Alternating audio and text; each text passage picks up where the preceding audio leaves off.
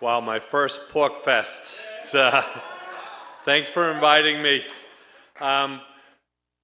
Let's take some pride in the fact that it took 12 years. That didn't just happen under this governor. 12 years to make us the freest state in the nation. We succeeded, and we got to continue to head in that direction. It really does work. We're also the most livable state in the nation, and I can tell you, as Senate President, that didn't happen by accident, and it didn't happen by luck.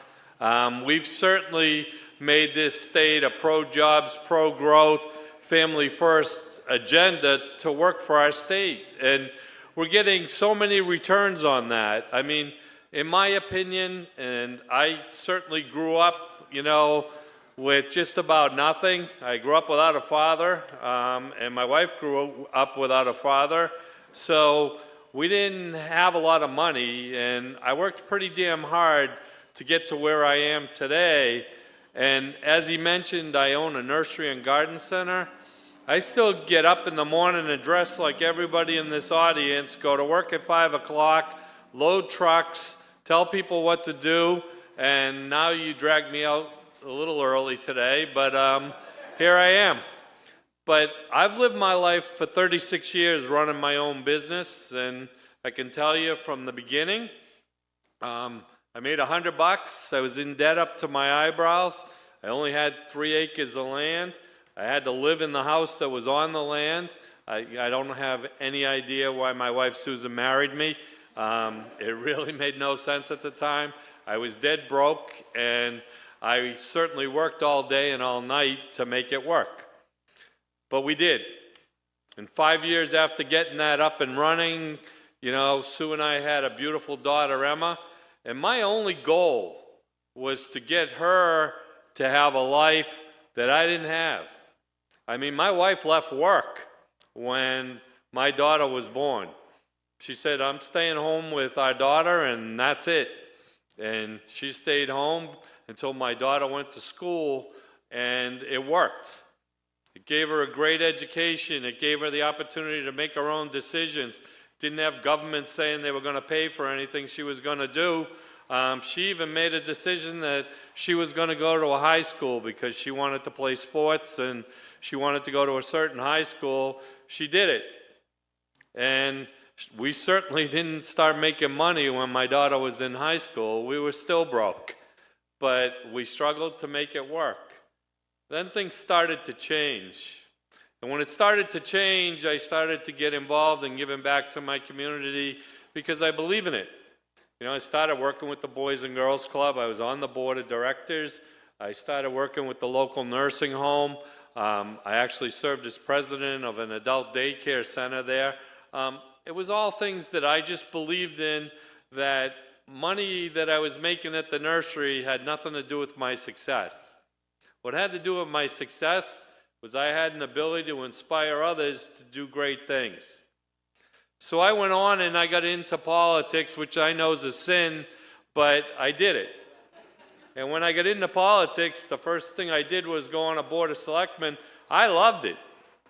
I didn't care that everybody was screaming at me in every direction. I just took on the challenge. I even had other selectmen's wives yelling at me. So it was pretty interesting to get into it. But once I get into it, I wanted to go to Concord. At the time, my life was simple enough that I just wanted to build Route 93. I said, I'll go up to Concord and I'll get this done. No one else can. And I did. It took 25 years. I started in 1998, but I got it done. And when I got there, I started to see the problems that New Hampshire was starting to become too much government. And I wanted to make a change. So I ran against the Senate president for his seat. It's kind of suicidal. Just think about it. Still paying for that one today. But, I ended up, they split the district like they do politically, they run away from you. So I ended up winning, hands down, and I went into the New Hampshire Senate. The first year I got there, and I only tell you these stories because it's really how things happen in politics. They're not like everybody believes. I went there the first year. I voted for the wrong Senate president. I got put in the basement. Three of us shared the same secretary. It was like, I was nothing. And I said, well, I went to the Senate to get things done. And the next 2 years that I was there, they put me on finance. They made me finance chair from day one. And when they made me finance chair, I was in what I believe in. I said, all right, I can take over the world. And I did. I started thinking about what was wrong with New Hampshire. And I served for those 2 years, and I built a budget that certainly put New Hampshire back on track. And then my daughter was playing so much basketball, I said, you know what, I'm going to take a break. I took 4 years off. I went and watched her play basketball in high school. And in 2011, I went back to Concord.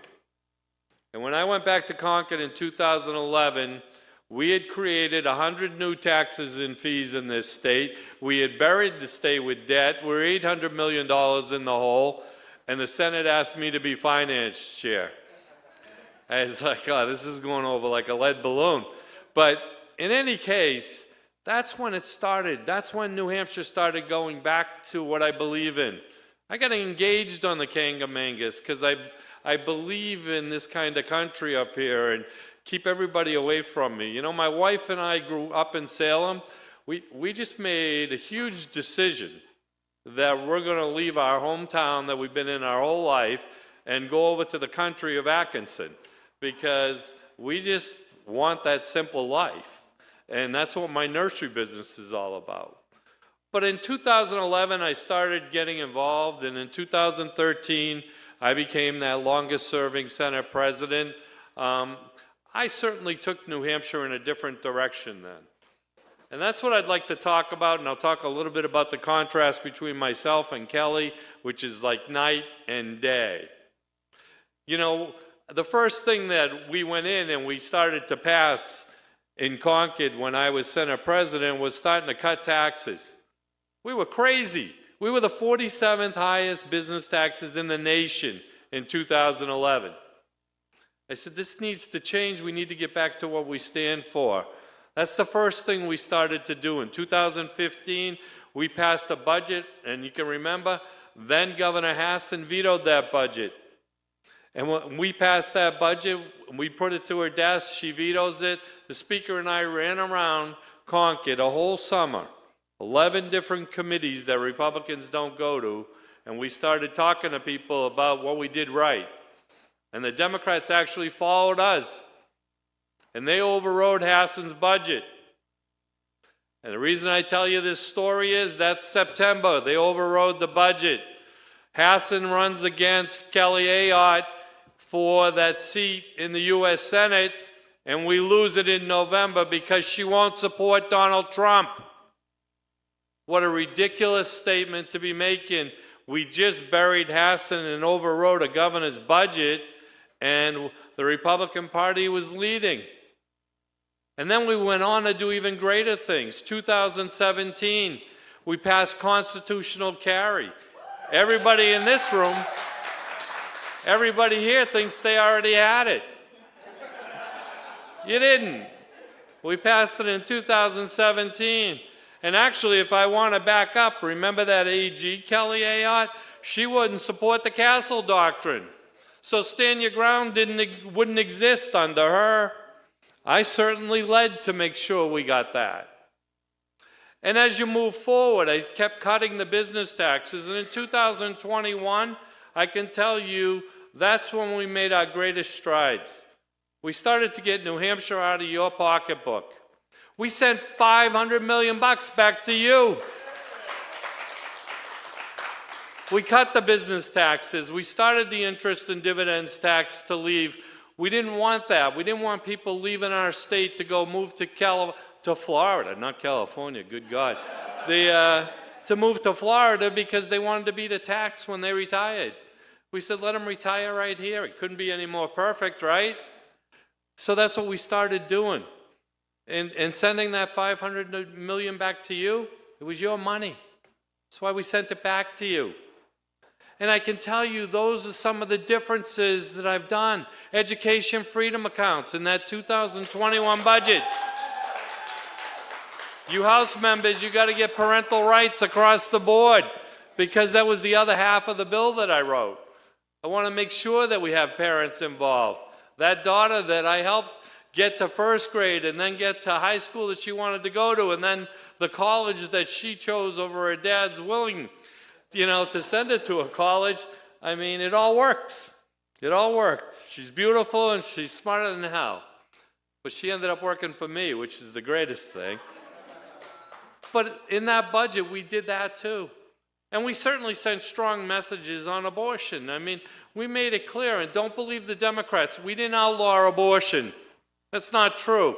We as Republicans led on it. We just basically said the first 6 months, you get to make a choice. The 7th, 8th, and 9th month on partial birth abortion, no. But we put that in that budget, and we made a statement. I'm not afraid to talk about what I've done. But let's talk about Kelly's record. I mean, she voted for amnesty as a U.S. Senator. 11 million people would have got amnesty under Kelly's vote. That's craziness. She certainly voted against children to have the opportunity to have choice in education while she was a U.S. Senator. She was the third most liberal Republican senator when she graduated from the U.S. Senate. And then when you graduate from the U.S. Senate, all you do is go on corporate boards and make money. You know me? I served for you in the New Hampshire Senate for $100 a year when I started. When I became president, you paid me $125 a year. I had to go to work at 3 in the morning so I could leave to be in the Senate by 7, and I got the job done every day. But it certainly was voluntary. It wasn't a career. And to even suggest that I'm ruining my career running against Kelly is a joke. This isn't a career to me. If I can inspire you to vote for me and continue on this track that we've built in New Hampshire, it's the right move. You want government out of your way. You want taxes low. I mean, good God, that's what the state is all about. The state's all about this campground, having fun and enjoying life and working hard to get there. That's the way I did it. And that's the way we all should be able to do it in our state. And I certainly have made a difference, and I certainly want to answer your questions, but believe me, I believe that we should limit government in our pocketbooks more than anything, and we should limit government in our lives more than anything, and that's why I'm here to talk to you today. Thanks. All right, we'll open things up to take questions for candidate for governor, Chuck Morse. If you have a question, please come on up to the microphone. Thanks for coming out here, Chuck. I did a real quick question. So we got a budget that came over from the Sununu governor that was like almost 20%, I believe, increase over the previous year. Coming out of your office, can we look at like a 20% reduction in budget? That'd be really awesome. Well, the problem is I could bore you to death with everything I know, and I remember what the budget was in 2021. It was $13.5 billion, right? And we didn't even spend it. We didn't even spend it. And you guys just passed a budget of $15.2 billion. I guarantee you that's not where we're going under my administration.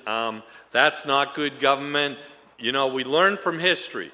We learn from history. Just go back and study 2011.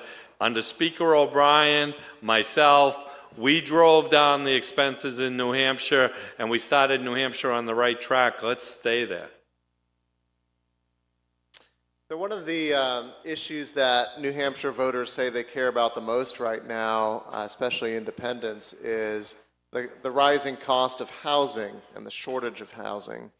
And we know that government zoning regulations play a big part, big role in why we're not getting enough housing into the market right now. So the legislature's been dealing with this, and the House passed some good stuff that this session that the Senate either killed or weakened. So I just wanted to get your input. As governor, would you be active in trying to ease some of the regulatory burden on land use to solve this housing shortage? Yeah, why wait? I mean, I can tell you what I did in the, this fly loves me. Sorry, it was sent by the AOC campaign. No, we got all this federal money dumped into New Hampshire, which is a bad idea. I can just tell you that right now, because this federal money's killing all of you right now. You're paying for it already, just starting at the grocery store. But we took $100 million and put it into housing because everybody's talking about housing. Housing is a byproduct of success, and that's what you should remember. Because the fact is, when we lowered taxes and drove the economy, we got in-migration. All the other states are seeing people leave. So, be proud of that fact. Then you take $100 million, and I said to the governor, I said, all right, let's work with tax credits with part of this, but let's work on building infrastructure in the state of New Hampshire, and let's give that to the communities that want to work with us, the communities that want a permit in 6 months. We have to fix our own house, though, because DOT, DES, they're not doing it that fast. DOT right now, it takes a year to get a driveway permit. So we have to work even harder to make sure that happens. Under my administration, I'm a businessman. I mean, I can tell you right now, I'd be meeting with those departments weekly to make sure that we're heading in the direction I want to head in. It's about getting those permits done, working with communities that want a permit, and if we can supply the infrastructure, and I'm going to give you one example of all the ones I've worked on so far. When you guys go back next year in the House and you pass phase 2 of sending water down to the southern communities, you're sending 1 million cubic feet of water today. We set that up about 5 years ago. You're going to send 3 million down with phase 2. That's going to open up Chester and Sandown. And what's that going to do? It's going to allow for that housing to grow with density, because we're bringing water right to the projects and you don't have to drill wells. It's not a brilliant idea, but it's a smart idea. And if we can help the communities, succeed in doing that, it'll make for a better footprint, and it'll satisfy some of these things that people are afraid of. But to be honest with you, we're already doing it, and we did it under my leadership as Senate President. Chuck, thank you so much for being here. I'm really excited about your race. For me, you sort of represent old New Hampshire values, and I think that's why a lot of us are attracted to living here. And I really admire that you understand so much about the budget, because where money is allocated really tells the stories in the end. I'm curious about energy costs in New Hampshire. We hear a lot of complaints about the housing, right? We're trying to help with that in-migration. We're trying to bring the reinforcements that would help us keep our live free or die state live free or die. And it takes effort and it takes energy. So housing is one of the components where we're like, hey, if I were you, I might say something like, could we introduce a zoning moratorium for 10 years and sort of see what happens if we did that? Maybe we see if we can have an appetite where we say, we're going to try something a little aggressive. We're going to give it a test run. And if in 5 years or 10 years it's not working, we can sort of pivot. So that's just a thought.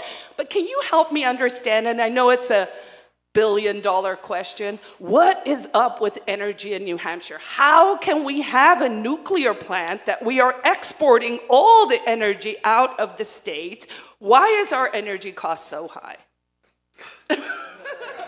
Why? Someone help me understand. Well, that's not a short story, but just so you understand the person I am. 3 or 4 years ago, I passed a piece of legislation that said you get to make the choice. You choose the form of energy that you want. That's what I passed. It sounds way too logical, right? But we knew that Massachusetts and the states around us were going to start saying you have to use electric heat pumps and things like that. So we passed a law that says you can't do that in any city or town. You get to make the choice. You can choose what you want to do. And then let's get to the bigger decision, because it's certainly, a divide and a reality between Kelly Ayotte and myself.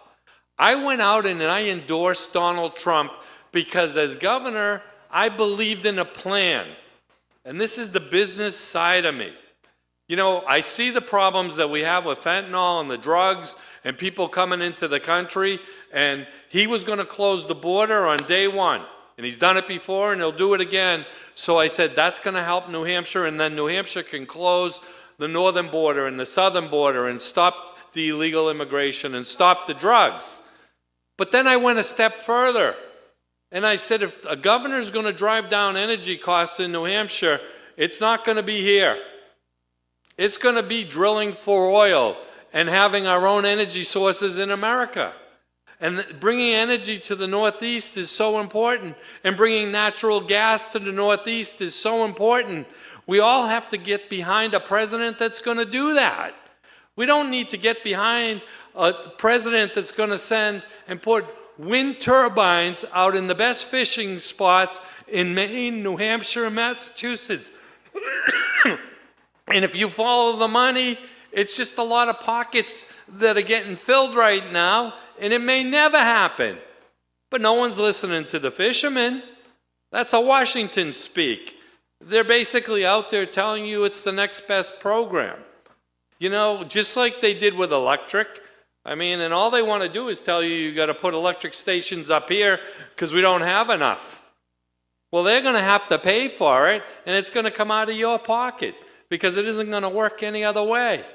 But that's how government works. That's not how Trump's going to work. Trump's going to take the natural thing and make it happen. We need the oil. So let's start drilling for it.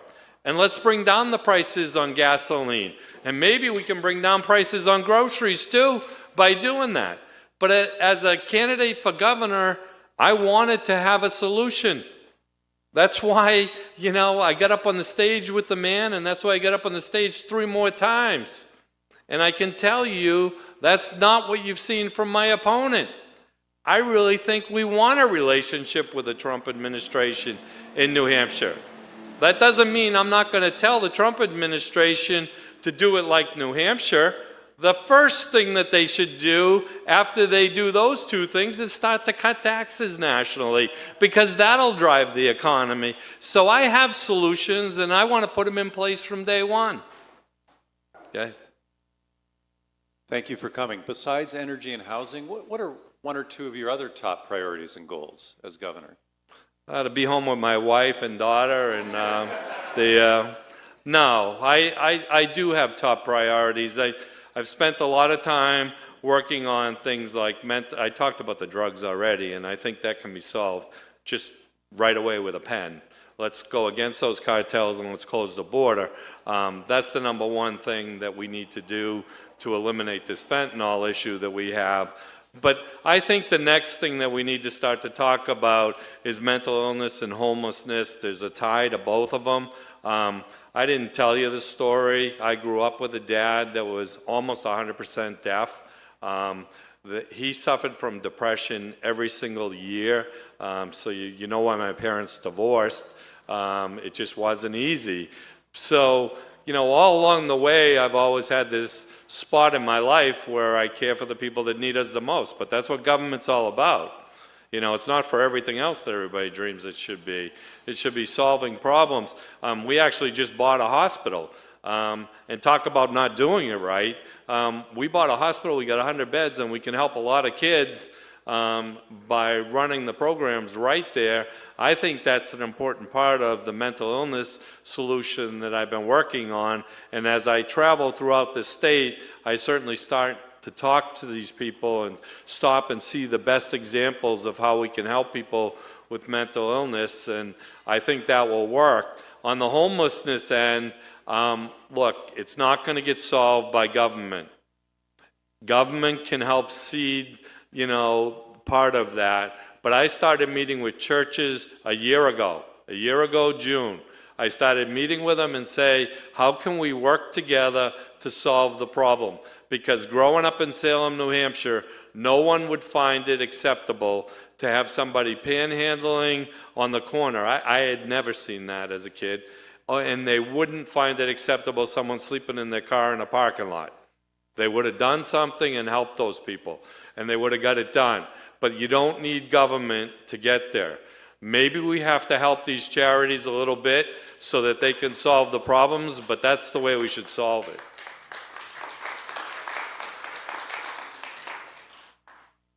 Thank you, Chuck. Now, you mentioned in your remarks about Donald Trump and the Republican Party today. And, you know, as I look back on kind of recent years, certainly one of the encouraging thing about Donald Trump's election was a repudiation of much of the foreign policy that neoconservatives embodied, the Bushes, the McCains, the Romneys, even the Ayottes, getting us into the longest war in American history with no mission in Afghanistan, the disastrous war in Iraq, picking fights in Syria and all across the Middle East, all without a congressional declaration of war. Now, I know that for a long time, people have been begging Washington, D.C. to do their jobs, and they just refuse to do their jobs. And so a lot of folks like Representative Tom Mannion here have been leading the charge on the ground in the legislatures for Defend the Guard legislation. I know that when I talk to folks in the Free State movement and the Liberty movement broadly in New Hampshire, the number one thing I hear that makes people excited about your campaign is that you have expressly come out in support of Defend the Guard, which we know is not something that Kelly Ayotte would ever do, considering her record of a neoconservative foreign policy in Washington, D.C. So I wanted to ask you about your decision to support and endorse Defend the Guard, and what could we expect from a Governor Morse on the issue of Defend the Guard, should you have the opportunity to represent the people of New Hampshire? Sure. And my life's been an open book, so you can look at my votes, and if you want to find mistakes, you'll find them. On that issue, though, and I certainly said to Tom, this is bigger than that to me about Washington. You know, the problem that I have with Washington on Defend the Guard is the fact that they don't go through a process of going through the House, going through the Senate, and going on the president's desk. In New Hampshire, we wouldn't allow that. In New Hampshire, you have to sign your name on every bill and stop creating 1,200 bills a year, because that's getting a little crazy. But the fact is, you have to tell people what you believe in, and then you have to vote on it, and it has to be accountable. And Washington's not doing that. And I think Defend the Guard sends the strongest message right now, but take every other subject like budgets and things like that. Washington should go through that process on everything. Everyone should be recorded for what they vote on. And I think that's what's missing down there. And if you were to put that back in the model, it might work. It might work. But that's not how they do it. They basically down there, and this in New Hampshire, any bill that gets written has to be heard. It has to have a vote. In Washington, they can keep it in a drawer. So you can come up with the dumbest idea down there, and no one's going to know you're that dumb, because they don't ever see daylight, you know. Or you can come up with the brightest idea. I guess I'll give them credit there. But here's the difference. You know, when Biden got in as president, and I was Senate president, the talk was that Biden was going to start telling you what you could do with your guns in New Hampshire without going through that process.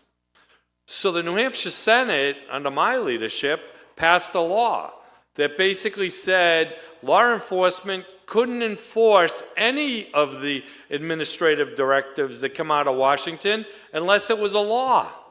And we passed that.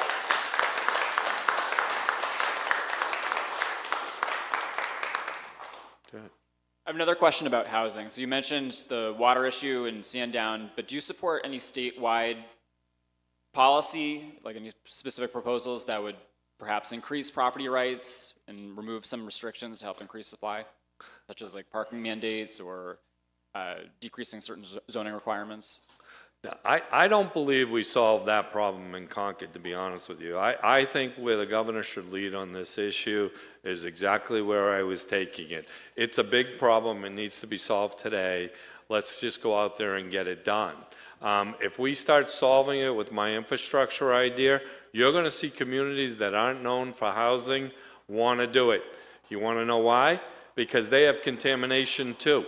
You look at some of these communities that are fighting housing, and they have PFOA problems in the southern tier, and if we can put a pipeline into those communities, they'll accept it. And if the pipeline gets there, the housing will come with it. I think that's a good, honest solution to start working with these communities to solve problems, and that's the way I would conquer it. So, Thank you. you're welcome. Hi, I don't know if you were in the Senate then, but Governor Benson, I guess 2002 timeframe, when he was governor, he created a government efficiency commission to have, and he had potentially private citizens, I think some people in this room even, looking at everything the state owned, all the government stuff, to like just find out where everything is and what could be gotten rid of. If you were governor, would you be open to either resurrecting that or making a updated version of that? Well, I was finance chair in the Senate when Governor Benson was there, and he did great things. He should have stayed around more than 2 years, because remember, we had a Shaheen, then we had a Lynch afterwards, and then we had a Hassan after that. I mean, what a disaster for the state. But the fact is, he had great ideas. We went from no money in the bank to 81 million when we wrote that budget. Because of Governor Benson. I believe in a lot of what he did back then, and that's a business mentality. That's a real business mentality that he had. So I would look to his administration. Here's what I wouldn't do. Governor Benson had this policy that you were allowed 3 minutes. It was a policy he took from his business. So you could go to his table in his office, stand at the table, and you had 3 minutes to present your case. So the first time I did that as a senator, I left and I was like, yeah, that's not working. So the second time I went there, I had a highway policy that I wanted to get done, and I was determined, so I typed it, I put it on 1 page, I walked in, I put the paper down in front of it, and I said, Governor, if you follow this, I said, we'll get the project done, and I left. He invited me back to the couch, and we started talking, and then we got things done. So, I'm like him in the sense that I believe you have to have that business mentality, and yes, I think public being involved in my administration is important. I told you I want to work with churches to solve problems. I want to work with the legislature and start talking to them again. I actually believe the governor's having people in the legislature listening is something that used to happen, and I think it's important. And I think having the public in Concord, just like on election law, and I've promised this, we can't just take the sides of the people that are sitting up in Concord. Let's get more people to the table, and let's start talking about, is there a problem? And let's get it solved. And I think we can do that. So I admire Governor Benson for what he's accomplished.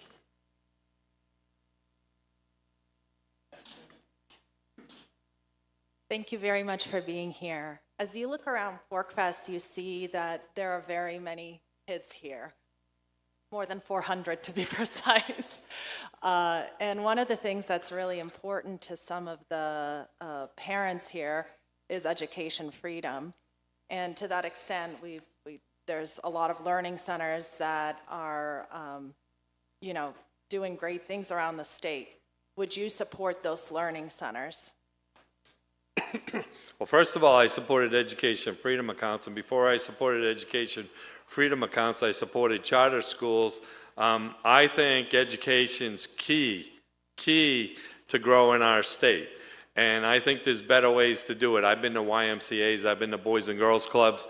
I'm out there studying the best models. I think after school programs are a great thing. I did that with the Boys and Girls Club in Salem. Those 4 years I took off when I was watching my daughter play basketball, I helped build a new Boys and Girls Club that basically concentrated on an after-school program so that kids had an opportunity, from 3 to 5 when they probably could get in trouble. We had 300 kids coming over to the club.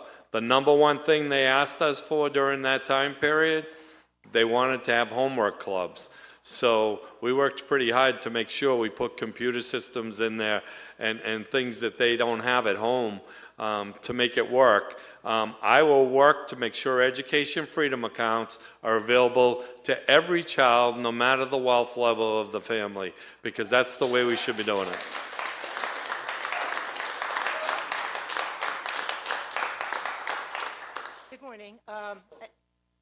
closer? There, okay. Good morning. I appreciate the comments that are for defend the guard and opposing the endless wars. And I say that as someone who was on active duty for 32 and a half years and saw more than I cared to see about what we're doing. I also, the education, I appreciate those comments, but more specifically with charter schools, I'm actually working with a group that's starting one.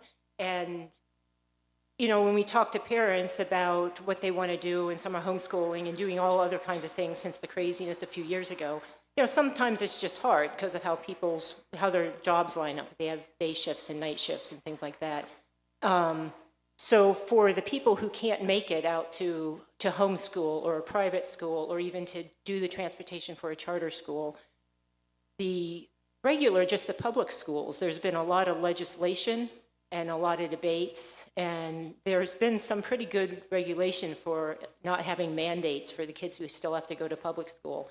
And sadly, you know, Governor Sununu vetoed a couple of those things. So I'm kind of interested in if you would support legislation that passes to, you know, not have mandates or medical clinics in schools and things like that. Absolutely. The fact is, the public school system will improve along with all these other ideas we're putting on the table. 5,600 kids in charter schools, 4,900 kids, you know, taking advantage of education freedom accounts. As that number starts to grow, remember, you know, we lost over 10% of the students in the school system in the last 15 years. It's dropped. And what's happening in the public school system?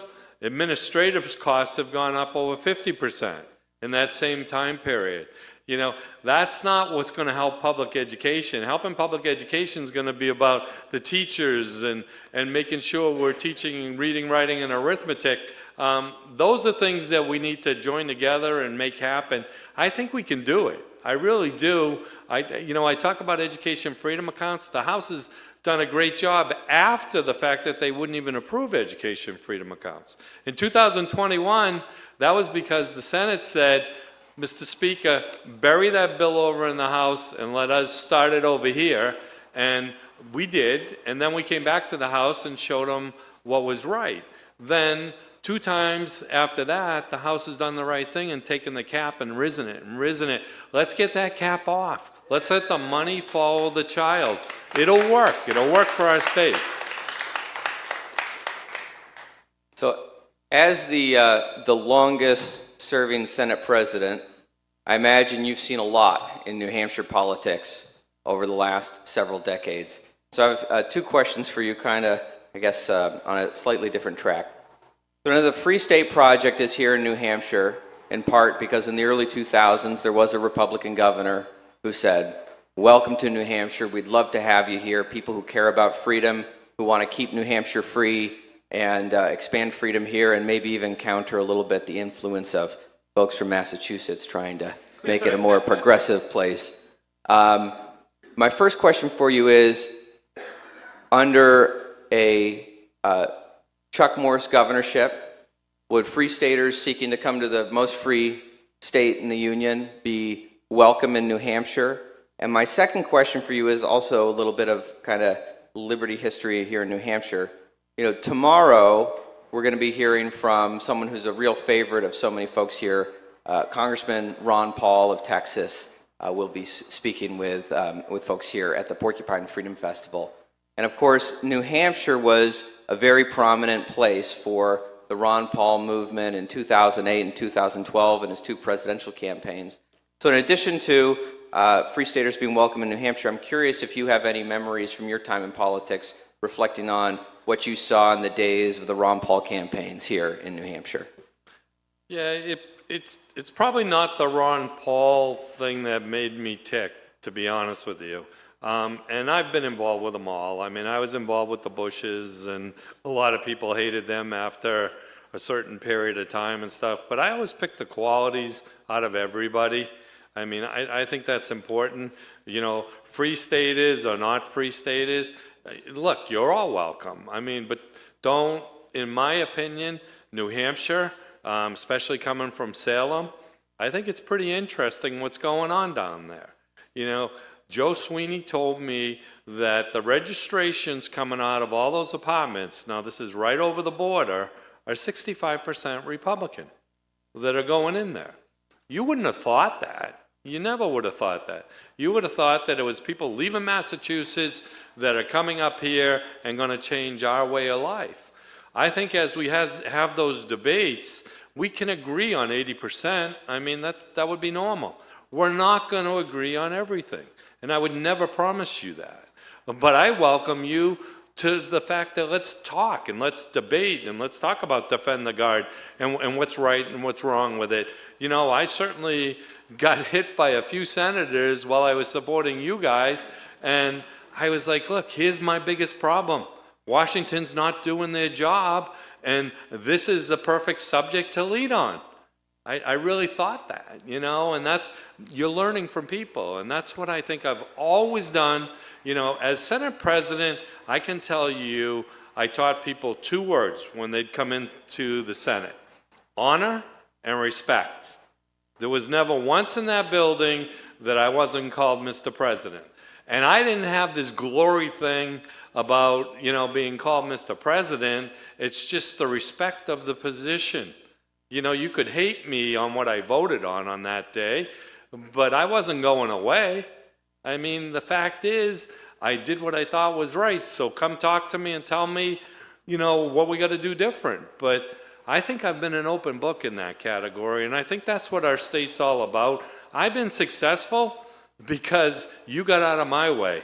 I got up in the morning, put my jeans on, my t-shirt on, and went to work, you know, and I certainly thought that I was doing everything right during that time period, and I built a pretty big business, you know, but I did it my way.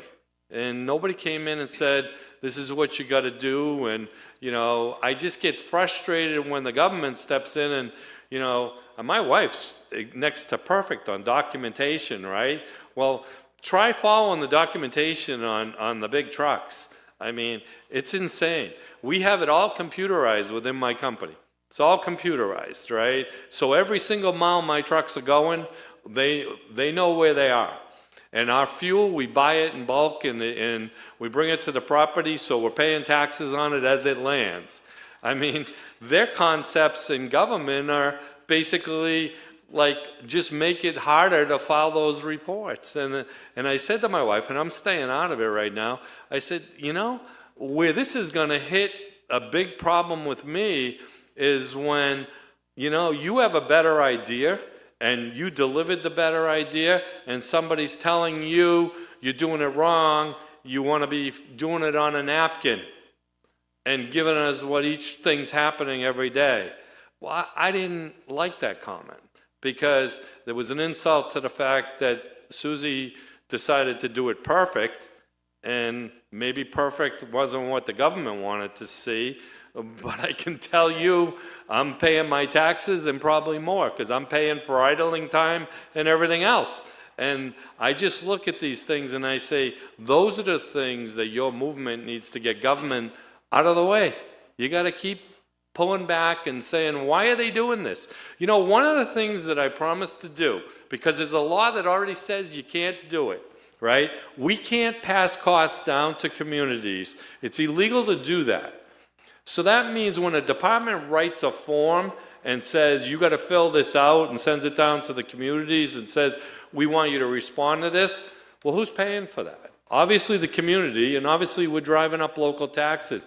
Everyone in Concord should be accountable for every idea they get that they tell our local communities. Not just us in Concord, because we're aware of it, but every single department should be aware of every form that they're asking our communities to fill out. And maybe it'd stop a lot of it, because I don't think people read half the stuff they send up there. And we just do it, and it used to be we did it because we wanted to collect a fee, right? Well, that's not working anymore. You guys are pushing back hard on stuff like that. But I really do think as you start to look at government and what it's doing, you know, we got to find ways to cut it back. And that's just part of what I believe in. So go ahead. Hi, Chuck. Good to see you. Good to see you. I think central bank digital currencies are the single biggest threat to human freedom. The idea of having a digital currency that can be programmed, monitored, censored by government is a substantial threat to liberty. Would you support state legislation opposing CBDCs, and would you support state legislation making gold and silver legal tender? You're out of my league right now, and I'm not afraid to admit it. Happy to talk to you about it. Okay, thanks.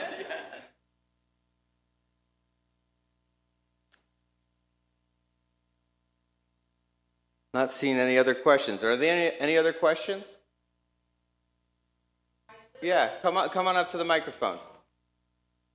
I will say, Donald Trump had some great remarks against CBDCs that are worth checking out. Okay. Yeah. I had something to do, so I just got here. So did anybody else already ask you about HB 1002, which is about fees and stuff like that to get records from towns and state government? Okay, so here I am. So for those who don't know, HB 1002 is a New Hampshire bill. Right now in New Hampshire, as written, you can go to town hall and go, hey, I want this. You guys talked about it. Not all records, not everything, but things that they discussed, and you got easy access to it, supposedly easy access to it. There was a bill this year that passed both houses, and the governor just signed it, so it's going to be law, and I forget the details, and I didn't expect to speak, to charge citizens and then supposedly not charge citizens and have all these pay scales. Did you support that bill when it was being written? I think you're talking about a right-to-know bill, and you make a right-to-know request, and now you're going to be charged for it. Yeah. No, I wouldn't have signed that. Okay, awesome. So if we come up with a bill next year to repeal it, you'll be on board? I'll be on board. Hypothetically, as written, all that. I'm on board for that because the one thing that made New Hampshire great is the fact that people put sunshine to everything. And let's keep it that way. Glad I made it in time.